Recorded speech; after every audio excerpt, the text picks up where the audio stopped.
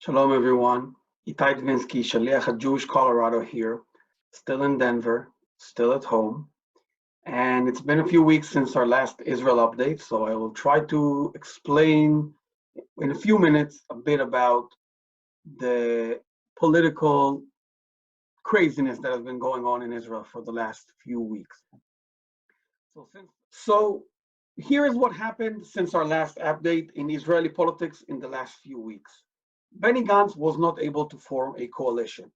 President Rivlin decided not to give the mandate to form a coalition to another candidate, say Netanyahu, but instead to give it back to the Knesset. What does that mean?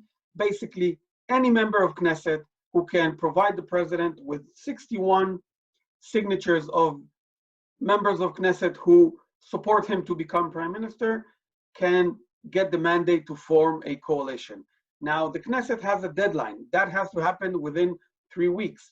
If within 3 weeks a candidate is not found, then the law says that automatically we go to another election, which would mean a fourth election in a row in a little over a year in Israel. Those 3 weeks ended yesterday on Thursday. And just a few hours before the deadline, Netanyahu presented the president with 72 signatures of members of Knesset who supported him to form the next government. How did that happen? Where did he get 72 signatures? So I will try to explain that in a few minutes, but it has been really a crazy few weeks in Israeli politics. So here we go, we'll try to explain. After not being able to form a coalition, Kahol Lavan, which originally was a conglomerate of 3 political parties, broke off into 2 fractions.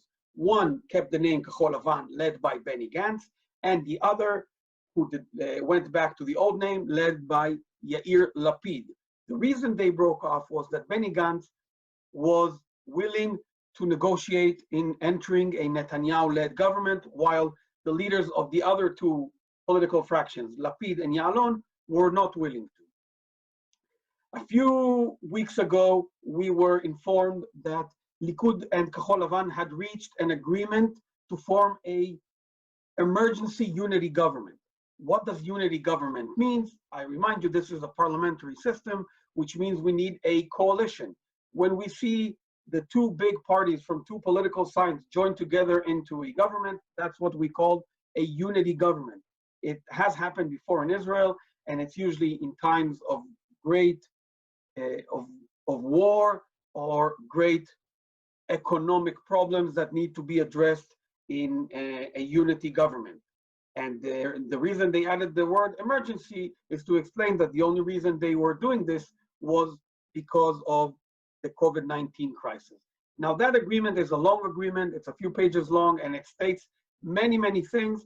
But one of the most interesting things that it states is that both Netanyahu and Gantz will be prime ministers. One will be sitting prime minister, the other will be waiting prime minister, and Netanyahu will go first for 18 months, which means starting now until October 21, Netanyahu is prime minister, and in October 21, they switch and Gantz becomes prime minister for another 18 months. This might seem kind of crazy to you, but it's not unprecedented. We have had rotation in the past, that's what we call it, where the prime ministers rotate, take turns in being prime minister. This agreement between Likud and Blue and White paved the road to form the government finally after a year without an official government. But in order to do that, legislation changing the basic law of the government needed to be passed in order to put in place many new things, especially what I just talked about, the fact that we are going to now have 2 prime ministers. A pretty big group of non-profits and just regular people in Israel petitioned the Supreme Court against the legality of this agreement and also against the legality of giving a member of Knesset who is indicted in corruption cases, not found guilty yet, only indicted, I'll remind you, they petitioned against giving him the mandate to form a government. And the beginning of this week, the Supreme Court deliberated on those 2 things. Was the agreement between the 2 parties legal? And could President Rivlin give the mandate to form a coalition to a member of Knesset who was indicted in corruption cases. The Supreme Court took a few days.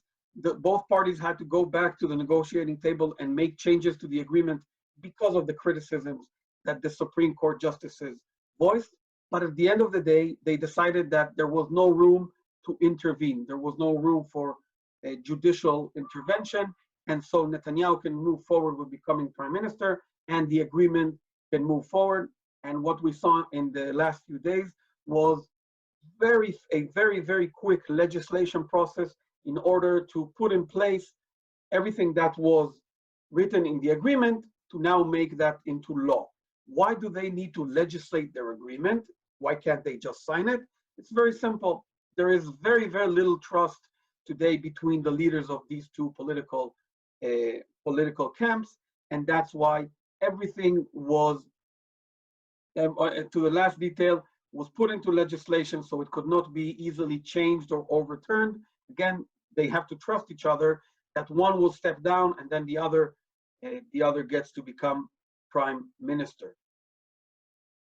So the legislation passed, and as I said, the deadline was this last Thursday, yesterday.